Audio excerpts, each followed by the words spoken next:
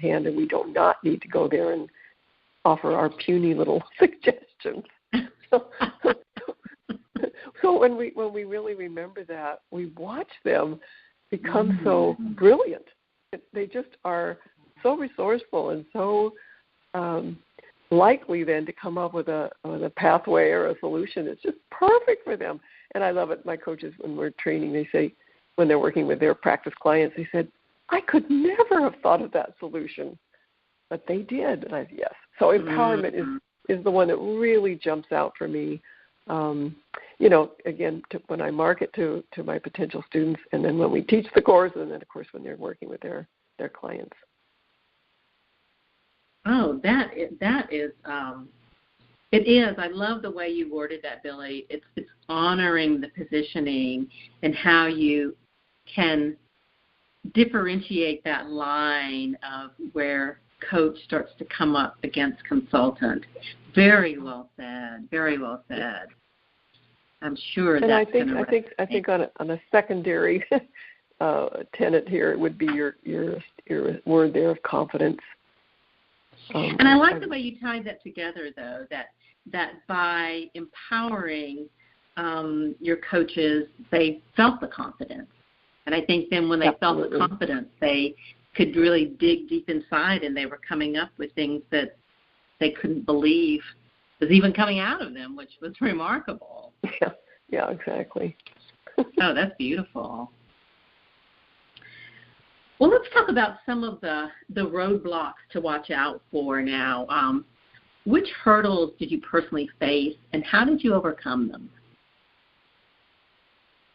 One of the hurdles, it's interesting to think about, but since I was a pioneer in this field in many ways. I mean, I've been coaching for 20 years of being a coach. Of course, back in the day when everybody thought I meant soccer or basketball. But, oh, you're a coach? What is that? I mean, people did not even know what it means. And, of course, now, years later, people know a coach, they are a coach, or they certainly can define what a coach does. And so... Oh, isn't that amazing how that has changed? But I love that you were such a pioneer. So one of the things I've had to overcome personally is to appreciate, but also... recognize that there are now hundreds of other coach certifications springing up. And there was a time when that just caught me off guard. We were new, people were excited, wasn't it great? What is this? We'd explain it, and they were all about, coming to us to check that out. Well, now that's not the case. They say, oh, yeah, well, there's your program, but then I've been checking out, X, Y, and Z. And so I think that was a hurdle for me. It's just been a process, really, of recognizing that we are not the only game in town. It's not so darn novel. And it's what I said earlier, I think, is to keep distinguishing ourselves. So that's been a hurdle. And I think that's important information for anybody trying to market in this wellness world, is distinguish yourself and really identify your ideal client. Oh, I think you're so right. And, and I think that more and more as you have moved into at least acknowledging the mindful piece, that's a big piece that differentiates you. Mm-hmm. Yes, and, that's interesting, too, that, I named my business Guiding Mindful Change in 1993. In other words, what's that? So first it was what's mindful, and then what's coach. So you're not kidding that you were the pioneer. Well, it's been fun, and it's funny. I have a friend who said to me, "Aren't you upset that everyone's using coach now? Aren't you upset that everyone's saying mindful?" Well, of course I'm not upset. I'm thrilled. It just adds to the direction that my life is going. It's like, let's all be more self-aware. I think it would be a happier, more loving and peaceful world if people were mindful and self-aware. That we're only where we are when we're there. We're aware of what we're doing. We give up all that comparing and kind of grabbing and clawing and doing everything else. So no, I'm happy that mindful is becoming a word that we see now in major magazines. We see it in corporate settings. Mm-hmm. Good for us. So that's all good. So no, I'm not upset. Well, and I do. I think that, you have been. I mean, you have pioneered this. You've come up, through the ranks and been able to share something that is deeply rooted in you as a person and your life experience. And to see it come full circle where it is a word that people understand today, that's very powerful, and it's got to be empowering for you. Yeah. So in terms of the hurdles, however, it went faster than I was going. The expansion, the growth, and then people were catching on to marketing techniques and technology that I wasn't caught on to at the time. And so it's as though I was doing my thing and riding along, and the bullet train went by with this fast-paced. Oh, everybody's coaching, everybody's training, and so that was a hurdle. Been a hurdle for me to overcome, and I think the answer has been to continue really to clarify my message. Yes. Really stay true to that. Again, the mindful, the small groups, the professionals, face-to-face plus webinars, just all those things that we do, and the personal development. I mean, some people don't want that when they come to learn how to be a coach. They don't want to look at themselves necessarily, but I have emphasized that's what we do. In fact, I've actually had people who go through our 3-month program and walk away and say, Billy, if I've never coached another person, the personal development was like worth the price of admission, so to speak. It's very deeply connected to us learning to do the self-evaluation and doing our own work, so to speak, in order to be present for our clients in a more powerful way. Oh, absolutely. And what would you say are some of your most memorable aha moments? Things that you've learned that have worked well and things maybe you could have done better.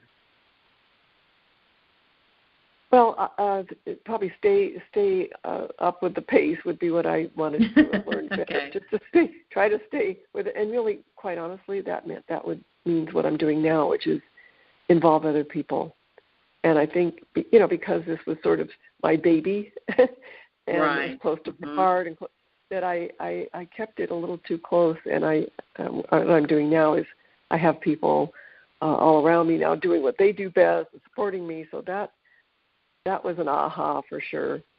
What on the other end of the continuum aha is when I get still pretty much on a very regular basis, I get reports from the field, so to speak, about the difference that these methods have made in someone's life in the work that they're doing. And I get reports back, and I get Facebook posts, and I have, literally cards and letters, and everything else coming to say, the training that I did there really made a difference. So the aha in that for me is that being true to myself was a very good thing.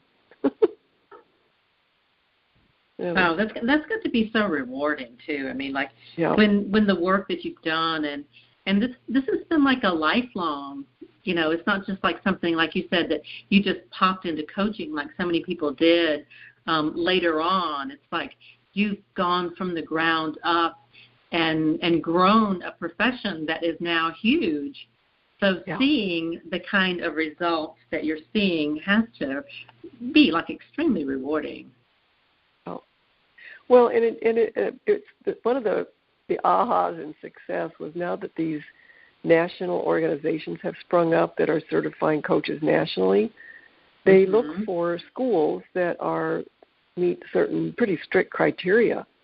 And so people are invited then to be on their ledger of training providers for these national organizations. There's one that's the International Consortium for Health and Wellness Coaches. There's the board certified coach. So what was so wonderful and a delight to me is when I applied to be a training provider for those national organizations, I sent in my curriculum the way I'd always been doing it. I didn't tweak it. I didn't adjust it. I didn't fluff it up. I just said, well, this is what I do, and I'm a training provider now for both of those organizations. So it's such validation that I've been on the right track. You know, I mean, I'm not doing 3-year studies as they have done to determine what makes a good health coach and what makes a good health coach provider. I just did what I did, and then they basically put the stamp of approval on what I had been inspired to create. That's pretty cool. That is awesome. It really is. It really is. Well, I know I want to give you the opportunity before we end our call so that people can know how they can get in touch with you, because there is that is a lot of validation behind what you're doing and how powerful the work you're doing is. And I know there are people that are going to want to dig deeper and learn more about it. So is there any final word of advice that you'd like to share? Stay true to yourself. That's what's coming even more fully out of this conversation. You can't say that enough. That is just so powerful. Yeah. And I know that you have done that, Billy. You've done that through all the hurdles, you've jumped across, and now just to be standing in your own power, so authentic with this gift that you have to share, and not being overwhelmed by being overrun by coaching being just so mainstream. Yeah. So it's certainly that, on one level is to be true to yourself, and then I would say also to get support and use the technology and the tools that are available soon. Yeah. Sooner than later. Sooner. Oh, those are great. Those are all great.